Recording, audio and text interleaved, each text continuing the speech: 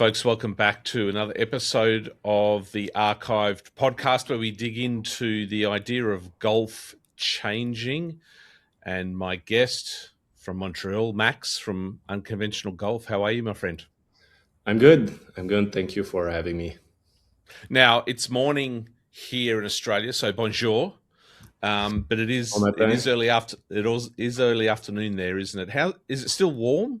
I was there a couple of weeks ago. Yeah, It's yeah. pretty hot. It's raining, Oh, so the temperature went down, but it's moisty.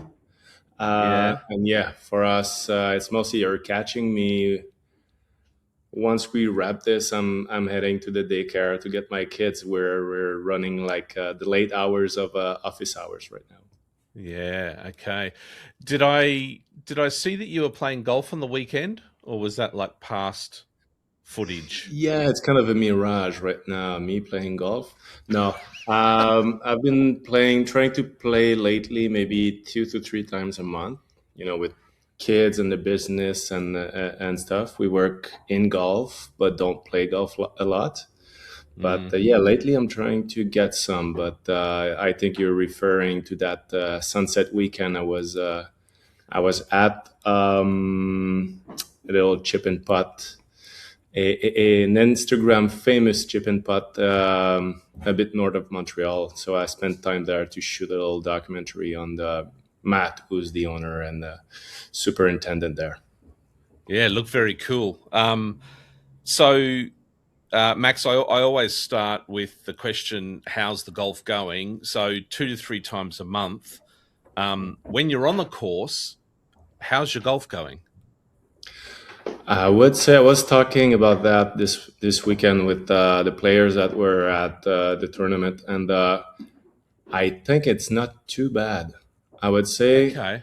from, let's say, 4 or 5 years ago, before I had kids and I was at the golf course 3 4 times a week, and now I would say that it's about 4 to 6 strokes a game, which is not a lot Hmm. with the ratio of like time spent and time playing and dealing with more stuff than I used to right now. So the golf game is still I can enjoy a round. Yeah. It's a good business card, kind of the way I play. I present myself well. I had good shot. I had some bad ones, so it levels out like the field. But no, I'm having fun, which is the most important thing right now. Is just getting out, trying to put the camera away, and just enjoy the moment. With I try mostly to use golf just to meet with friends and catch up and make sure I have like half a day of like unplugging in a way. So that's the Hmm. golf. That's the golf game mindset. Okay. So the way you describe that is very casual, very relaxed Mhm. in terms of your relationship with golf. Uh, when I was with you in that room just a number of weeks ago, you, however, shared somewhat of a more detailed, complex, intense relationship with golf. Can you take me back to when you first picked up a club and give me a bit of a summary of between then and now, if we can fit it in? Yeah, mostly my background is mostly I was a soccer slash football player, and then during my mid teens I started to be brought to driving range with friends that were playing golf, and I was like, yeah, it seems to be enjoyable.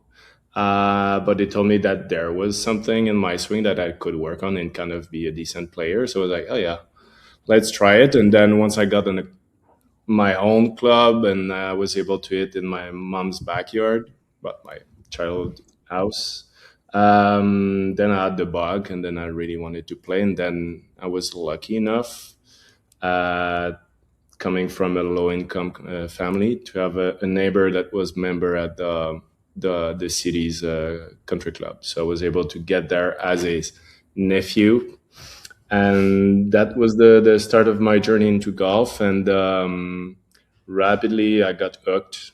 Played from sunrise to sunset and all summer long. So for us, it's After high school ended or school ended, the season started maybe in mid June until late August. I was there like daily.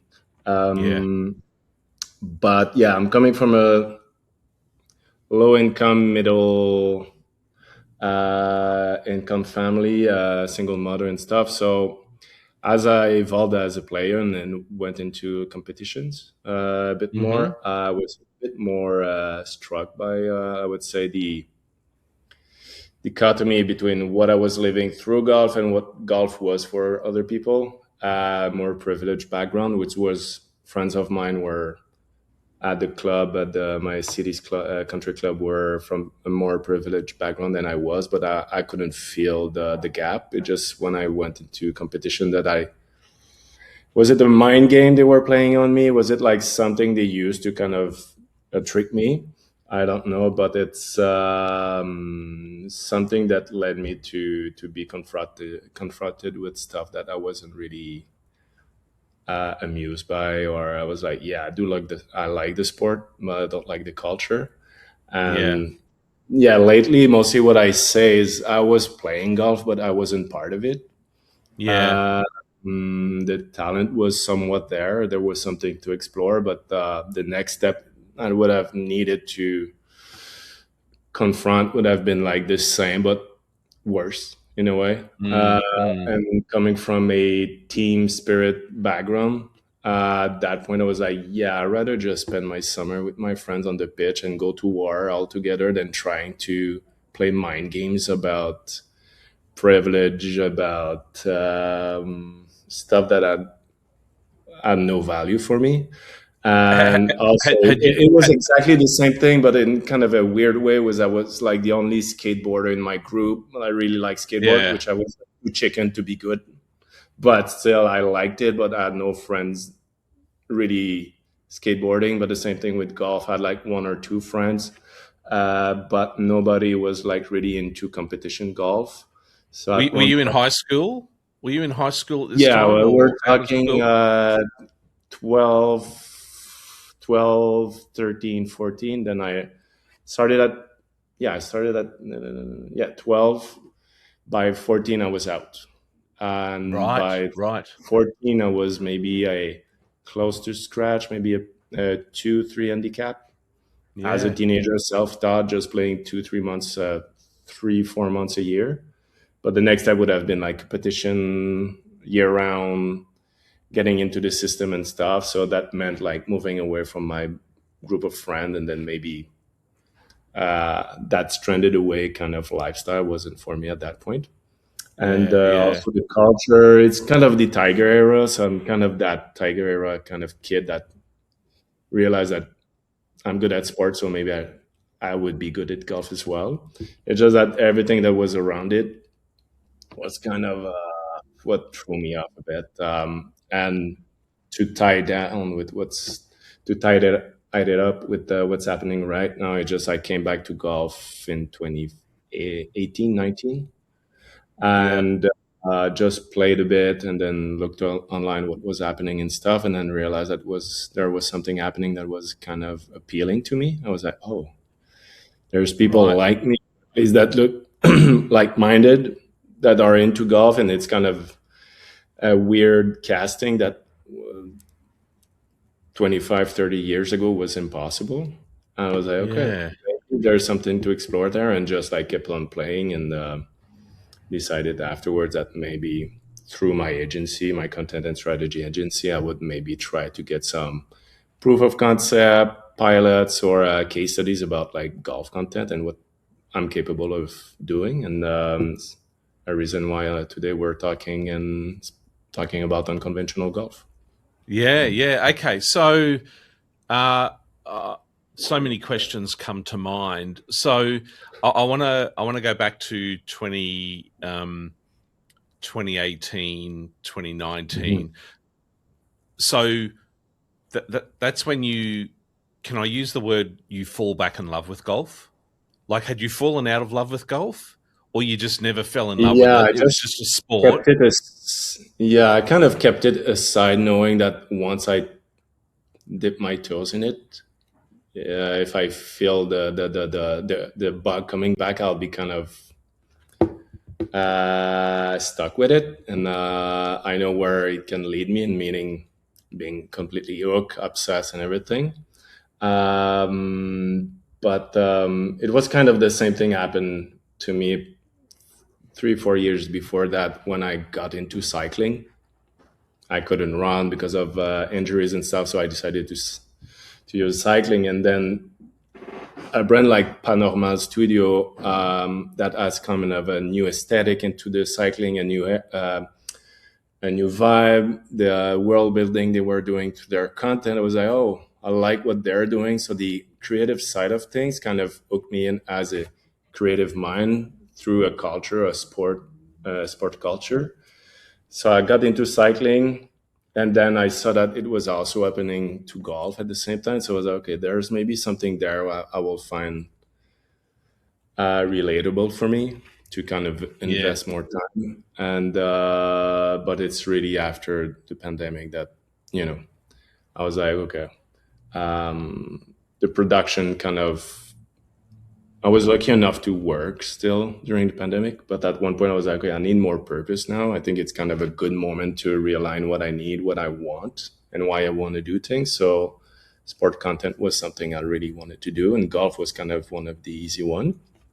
mm, And someone like Eric with the Random Golf Club at the time was doing his show on Scratch, and I was like, okay, this guy looks kind of like me in terms of the energy and what he's doing. His background is mostly the same, and he's traveling the world doing golf content, discovering like those atypical kind of golf culture or views on the sport. So I was like, okay, I think I want to play golf, but I do want to do content, and like I did in the past with other ventures or other culture like electronic music, street art, and else. It's I want to make sure that my business, my work, makes me discover new parts of the world. So I was like, I want to do first content, golf content, but I want to make sure I travel. So, and I meet people from outside of Quebec, outside of Canada. And I was lucky enough to do it like lately. So, without losing my train of thought, that's mostly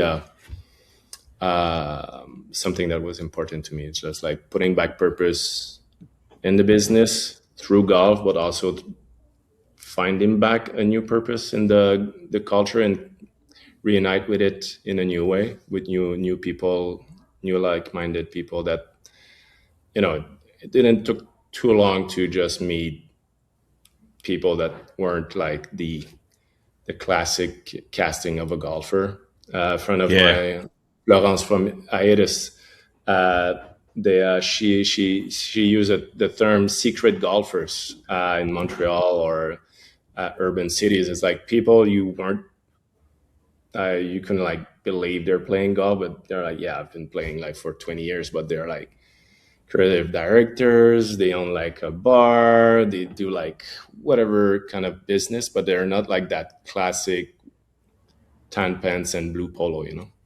yeah, yeah. Okay, so just for context to my next question, Go for it. I fell in love with golf deeply around about 2022, sort of during the pandemic, coming out of the pandemic. Mhm. So I've been deep for 4 years. Before that, a once a year kind of thing, right? So a lot of my um, intelligence around the golf world is only the Mhm. last 4 years. Instagram has is just norm and things like that.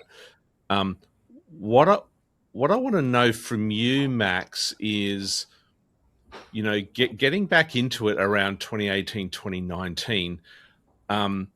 But before everything went crazy in 2022.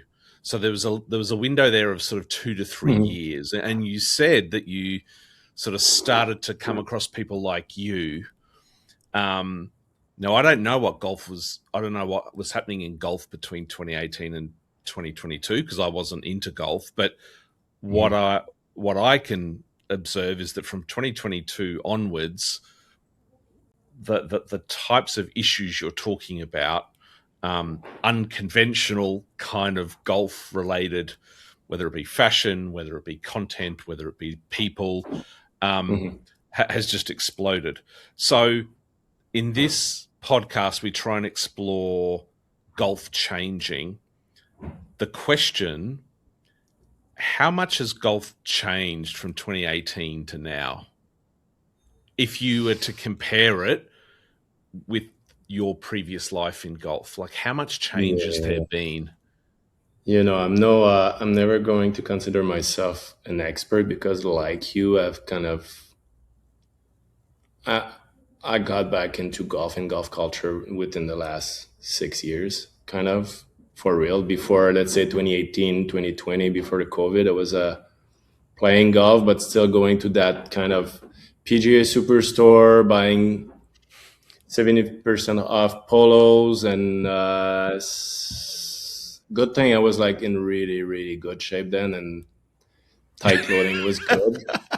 But now it's not the case. So I'm happy that fashion evolved into a more baggy style. Yeah, But yeah, no, yeah, yeah. I would say that I'm no expert, but from the energy and time I spent within the next, let's say since 2020, and then looking back at what happened but in those years that I didn't play, I think the expansion of the culture was like really, really important.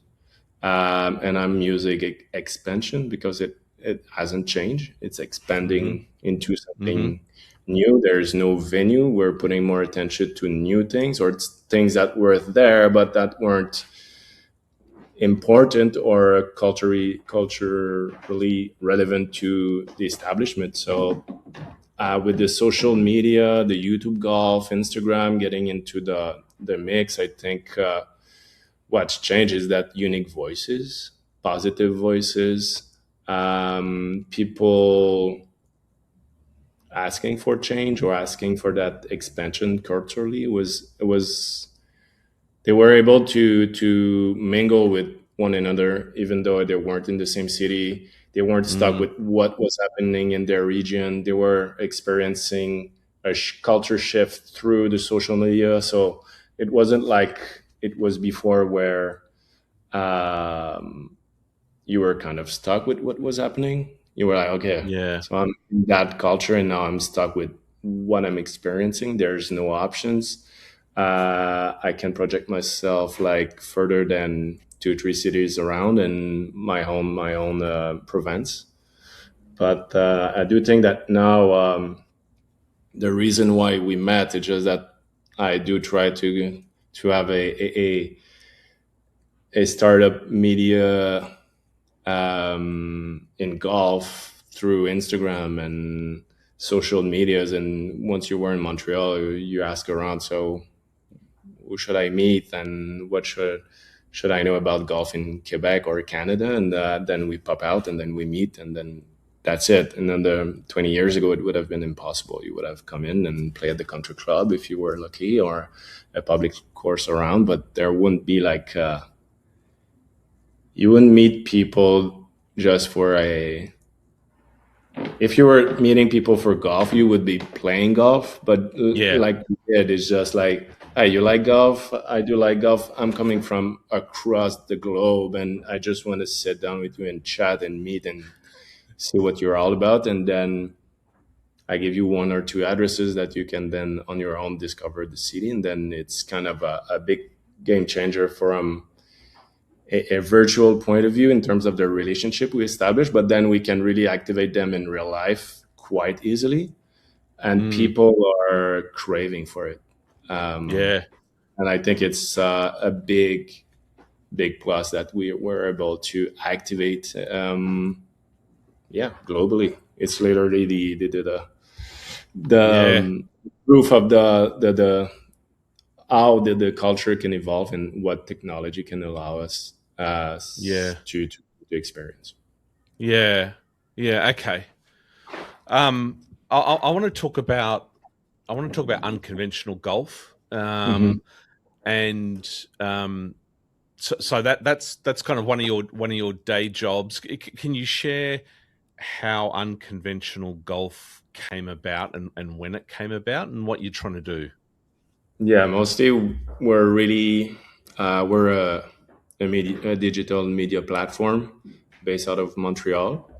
We want to curate Canadian market, but also be somewhat of a Canadian voice outside of the territory. So, and we really want to get into the action, like in a very tangible way. Mm, Meaning, if we're telling a story, it's because we went there, we met the people. Um, we try to be as relevant as possible. Um, like we're saying, like the awareness, we give a lot of attention to it, but it needs to be relevant culturally. It needs to echo a desire of change, accessibility, and a very human driven approach. Like we mm, want to meet with people, we want to get the pulse of a city, the pulse of a project like yours, or when we met with Hiatus at the beginning, it's like I wanted to meet who's behind the project, who's behind the culture, to really know what they're all about and really connect with the people. I think people need connections. yeah, It's kind of a base layer of, I would say, everything we're talking about right now is people want to relate to each other, belong to something, at least feel they do. And if we need to echo what I was living as a teenager, it's exactly what I'm trying.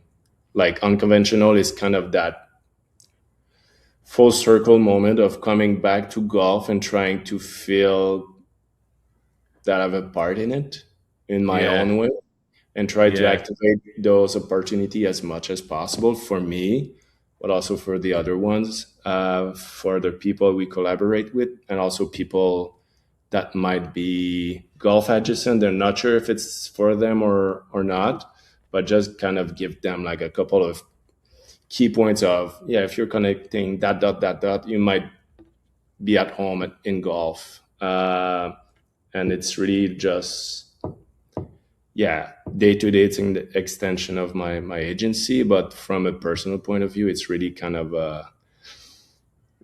like embracing golf my own way and trying to mm, find like-minded people. I'm going to say like-minded people a lot.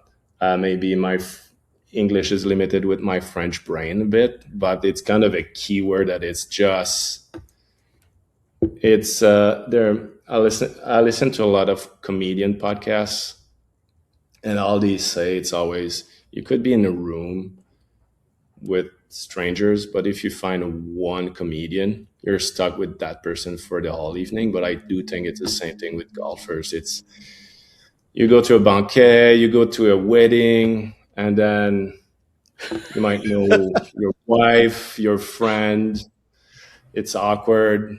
You don't know how to yeah, start a convo, but then you're hear someone saying, "Yeah, yesterday I was a Pebble, or yesterday I was like at the country club. I played my best game ever," and then you're just like zoom, yeah. It's so like true. zoom in, and you're It's like, so "Okay, true. you're gonna be my friend for the rest of the weekend," and Oh, then the yeah. number of, yeah, it just, if you It's so can meet true. a golfer, no matter the context, you're stuck there for a minute, Yeah, and no yeah, matter the background, no matter the limitation in terms of language or status, it's just like hitting a ball in a hole, and then it's just yeah, experiences, feels, and yeah, anecdotes. But yeah, it's kind of the being a producer, a director, or stuff, and telling story. It's kind of our way to kind of do the same and try to link people together. So yeah, yeah, uh, yeah. I something wanted we're trying. to, yeah, yeah. No, it's so relatable and so true. Um, I want to talk about content for a moment. Hmm. As I've been listening to you, I've been I've been sort of, walking back the years or decades, uh, Hmm. in my case, and I remember I was somewhat deep into golf when I was really young, between the ages of kind of 10 and 15, maybe, or 14. And I remember, in terms of golf content and consumption, Hmm. first of all, there wasn't a lot of it. I was a 12-year-old. My uncle, um, uh, I never got to play with him because I was young, but I remember sitting in carts and following him a few times when I was young. He was the real sporting legend in our family, and he would have posters on the wall of all types of players, and I remember. I remember watching the Masters from time to time, but it was always on a VHS tape because we'd taped it, and that was the only way Hmm. we could watch it. And he did have copies of like Golf Digest magazine around, Hmm. but that was golf content back then. It was kind of like Yeah, what you might be able to find on the TV, a major, and then a magazine or a VHS tape, yeah, and yeah. It was, I remember like Jacobson was doing the Sunday show on, for us, was TSN, which is our sports yeah, broadcast channel. Jacobson was doing a somewhat of a touristic kind of thing, a little BTS of PGA event. He was mingling with the pros, being a pro himself, like being funny, a little technical here and there, and then watching around and nothing else. It was like, yeah, with I remember that being kind of. I know you're a skateboarder. You used to be a skateboarder yeah, as well. That was yeah, kind of our my pre-game or my pre-golf day kind of. You want to get into the yeah, mix, or you're watching skateboard videos before like going trying yeah, to replicate stuff, or at least put you yeah. in that mind of like, yeah, well, I need to go out right now. So That's that right. was like eating cereals, watching Jacobson like doing his things, and kind of getting my technical tips from that. Yeah, yeah. But yeah, today it's It's wild, isn't it? When you look back wow. There's a and lot you look, of, like everything. There's a lot of good stuff. There's a lot of not as good stuff. So you need to curate your info or your sources and what you're watching, and decide what is important to you. But yeah, as a teenager, like you, I don't, you were playing golf, and that was, you mm, were that was it. offered. And yeah, within your yeah, that was the sense I had. It's like not limited, but not as broad as today. And also on our side in Quebec, the system was not in place too, so it was all, technology wasn't there. So playing golf during winter was just hitting balls in the net with no data, so you just feel, and that's nothing. Same thing Mm, outside, but still outside you can kind of see where the ball is going. So, but yeah, it was like such a small window of what golf was then and what it become. Because in a way, golf could have, we narrowed down what it was, and it could have been yeah, something else. Then yeah, maybe things would have changed for me. But it's kind of fun, but weird at the same time that it's a culture shift. So it's always going to be like that. But it's kind of weird to think back how narrow the culture was. yeah, And yeah, now like you're telling me, around 30 years, you'll be able to have the kind of invitational we have right now, where clubs are super laid back and okay, wear t-shirts, whatever, on the course, and have music, and and not even like talking about the technology, just indoor technologies, like at the trackman of this world. It's just unimaginable when I was a teenager to think that, no, you can get even more. You're getting all the data that you need indoor, and it's even a better way to practice. So I do. I'm not jealous of the kids today, but I'm like, I'm that age now that I wish I had that when I was young, or something like that. Because what we can do with golf right now is just from a culturally and from a technological point of view is just it opens so many options of what it can be, and also new markets and how you can enjoy golf. And just being from the city as well, technology allows us to play golf 15 minutes from home and get back, and I'm still hitting balls and feeling I'm out there, feeling that it was an hour spent like well, instead of hitting on the net. But also, it's bringing my son to the game, hitting golf balls in the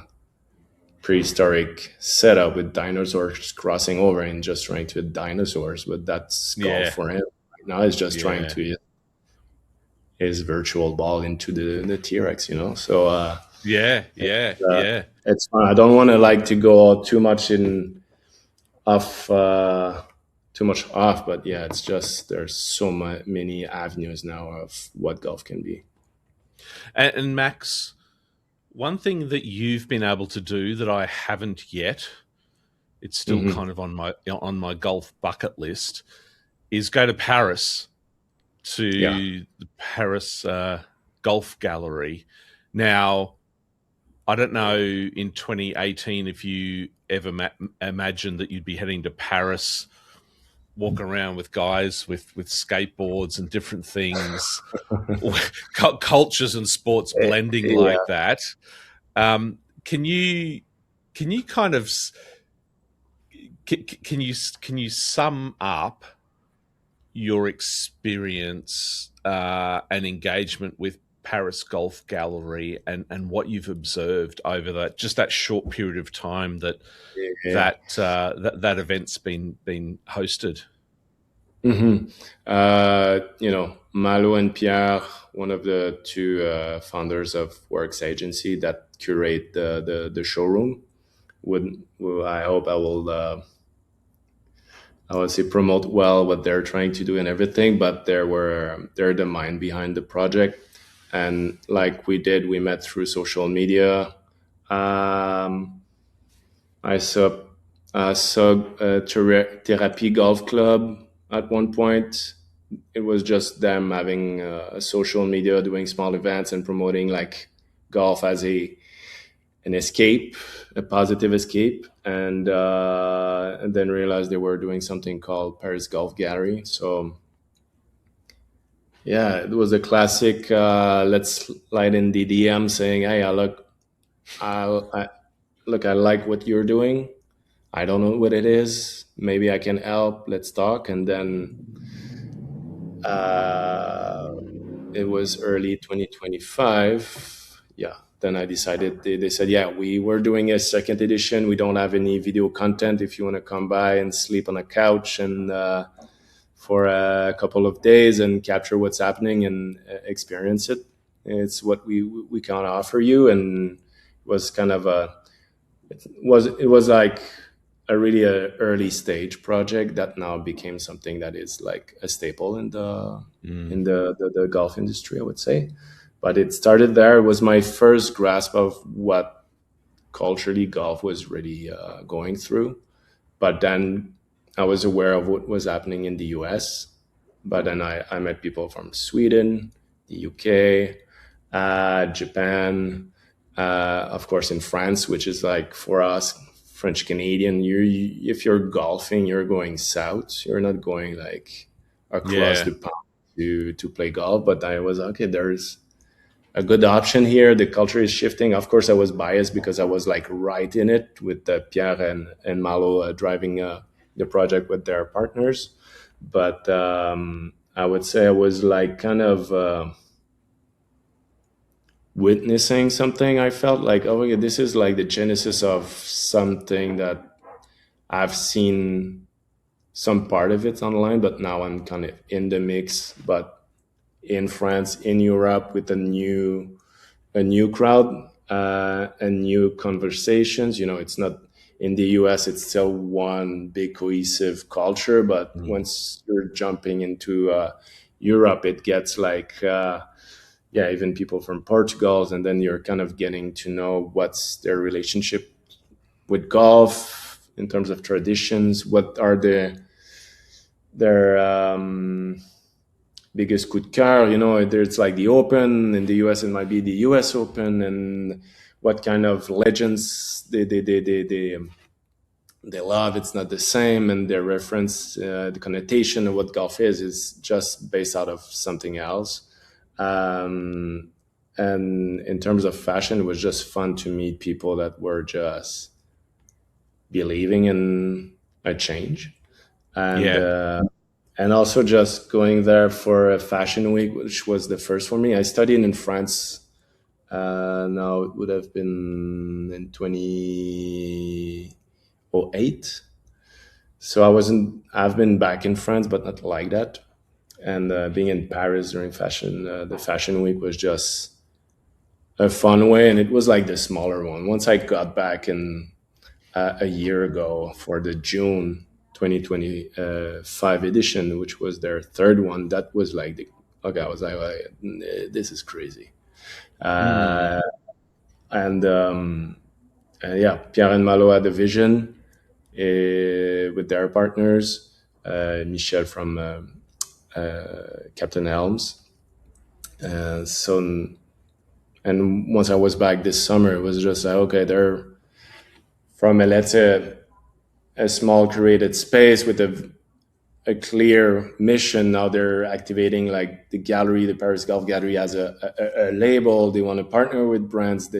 They opened their agency, which the Works agency. Now they curate like a section of the offer is for golf. So they're working now in Europe in consulting and strategy and content and with golf. So it's been like a showroom, and now it's part of their bigger offer. So for me, it's also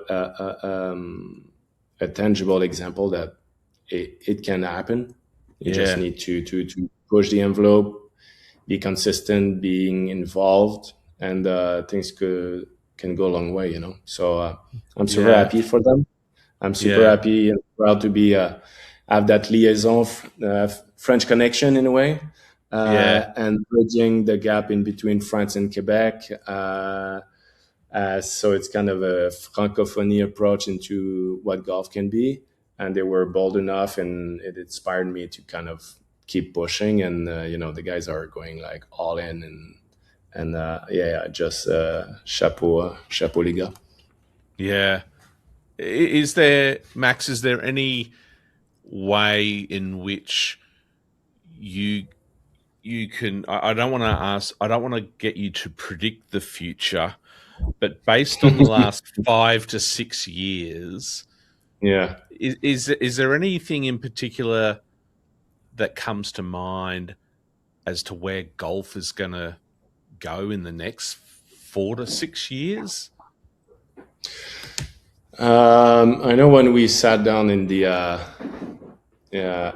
studio that we talked about a bit of what happened with the electronic music and street art 15 years ago. Mm, There was that kind of wave of that's the culture, that's the must have for brands to be affiliated with. Campaigns had to have that culture in like intertwined with. You needed that little like push of little sprinkle of street art in the looks of what you do. They'll in terms of the energy with the electronic music campaigns, we're using a lot of those. And now golf in its own way and kind of in a more niche setup, but still patterns are appearing slowly where there's like, and then we can come back to something we can relate to you, which is like the skateboarding culture, early 2000s. There's like a wave right now for sure. There's a lot of attention, a lot of noise. So you yeah. kind of need to go around and kind of make your own opinion on things. Have you reached like the peak of what it can be in terms of volume of media and cultural attention, and what golf can be in terms of the expansion culturally of, is there a new section of the culture that will bow, or it was like women's golf was like the is still the big thing right now. The big talk. They're taking more space, and their voices are heard and listened to more right now. Modi with his Swine project in LA is getting a lot of attention and partnerships, and it resonates a lot, and it's good stuff. It starts with the right intention, and it's stuff that will make sure that the culture is like deep, strong, and pillars are there for a real reason, a real intention, and a real cultural impact. And at the same time, you're going to get those that will get in and try to make a buck out of it and try to use the stereotypes or patterns that ChatGPT might give them, like Yeah. typing, I need to talk, I want to start a social media event. You can cut that, I'll restart. People are people are typing on ChatGPT, create a social golf club, what to do, give me the 5 points to make it happen, and then they follow the guide and they try to get the thing going. We're starting to get glimpse of those things, at least around Canada, of people are really jumping in with the intention of making thing big, loud, and trying to have like an impact, but the intention or the way they portray, the way they push themselves or they put themselves out is kind of off. And Mm. the same thing happened for skateboard. The same thing happened with street art and electronic music. Um, and then there's always that danger of, let's say, those not so good intentioned project or producer or promoters that will bring in, could be events, could be brands, could be media content that aren't like aligned with what's really happening with those positive voices, I would say. Hmm. And then it creates a bit of noise and cultural fatigue, and then also bad experiences or stuff that look bad for the culture that maybe then brands, the establishments are getting, okay, it's getting too crazy, I won't risk anything in that culture because it's kind of, I Yeah. went in and I got like tricked into something. I thought it was like game changing or something, but then it wasn't like through. The intention were money driven or fame driven, or at least it wasn't like driven by, let's say, a real intention of keeping the culture going the right direction. So I do think that those are the pitfalls of the culture shift, is if it's going the right direction and everyone is kind of aligned with that for through and true intentions, I think it's good. It's when it's getting kind of okay, there's like money to be made or something, and then the wrong people gets their hands Yeah. in, and then it stirred the pot not in the right way. Then there's like a bad taste afterward. But I do think we do have like still a couple of years ahead to, I would say, 3 to 4 years to really see where the peak might happen. Mm. Uh, but yeah, I don't have like a crystal ball, and I do not Yeah. have also the experience of the market itself, a deep knowledge of, let's say, what happened since Tiger came in and what were the mechanism that were in place to kind of, even the Tiger era was something, and then something else happened, but Yeah. yeah, Yeah. Okay. Max, my last question. yeah. Um, I want to finish on a quirky note. Um, is golf the new skateboarding? For some it is, for some it's not. I do think that you can own it. It's just Mm. mostly the. I do think I'm biased because it's our friends at Paris Golf Gallery that developed the tagline on screen with us during the first time I met them. So, but I do think that the ethos might be there. I was Yeah. talking to LG, or French or Canadian Hall of Famer, X Game winner. That yes, this weekend I asked him the same question. He said it's kind of the same thing, but when you slam on a skateboard, you might lose tooth. Yeah. uh, one or two, but it's like a body slam. But if you in golf, it's more of an ego slam. He said that was his Mm. expression. Yeah, right. Yeah, right. So, but it's the same thing with skateboard, the same thing with golf. It's either your shot or your trick. It's within a fraction of a second that you need to be committed and present.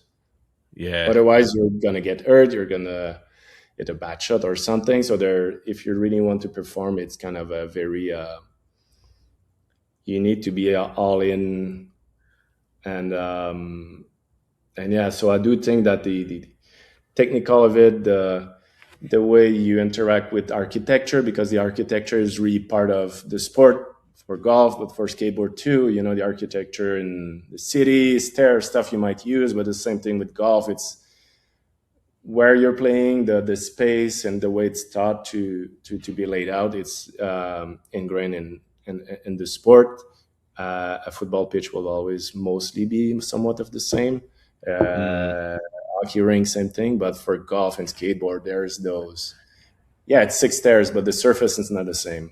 Yeah, Yeah. it's a par three, but the wind is not the same this day, or the placement for the bunker is not the same. So I do think it's similar, but I would leave people to comment on this because I know it's not a hot topic, but it rough some feathers from time to time.